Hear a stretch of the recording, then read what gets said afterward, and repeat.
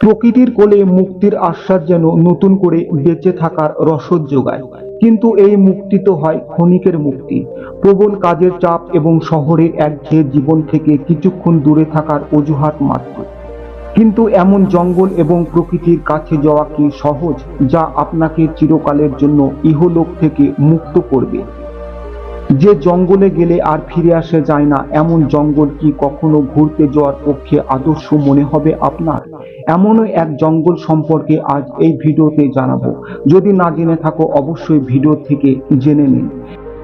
এমনই এক জঙ্গল হলো জাপানের আহুকি গোহরা। ঘন এই জঙ্গলের পথ ধরে মাউন্ট ফুজির দিকে যেতে হয়। লাভা শিলায় সমৃদ্ধ এই জঙ্গল পৃথিবীর অন্যতম সুইসাইড স্পটগুলির একটি।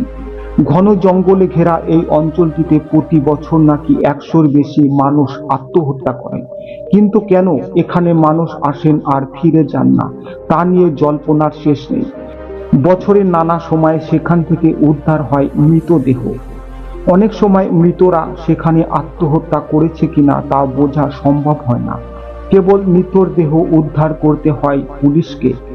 এই জঙ্গলে এমন ভয়াবহ আত্মহত্যা রুখতে বহু চেষ্টা চালানো হয়েছিল জাপানের প্রশাসনের পক্ষ থেকে।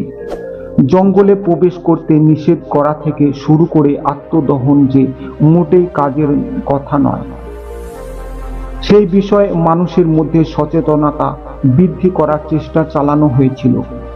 কিন্তু তারপরেও মৃত মিছিল জারি রয়ে গিয়েছে এই জঙ্গলে। প্রাণ পিপাসু এই জঙ্গল এখনো কয়েকশো মানুষের প্রাণ নেয় নির্দ্বিধায়। জঙ্গলে যারা যায় তাদের ফিরে আসার কোনো আশা থাকে না বেশিরভাগ ক্ষেত্রেই।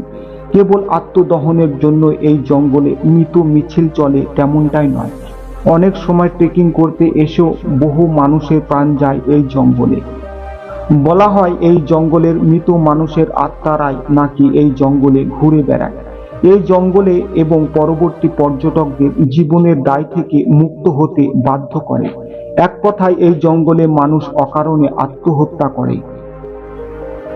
এই কথা মেনে নিতে নারাজ সেখানকার বাসিন্দারা। তাদের দাবি সেখানে এমন কোনো অচেনা শক্তি রয়েছে যা এক এক করে মানুষের প্রাণ কেড়ে নিচ্ছে।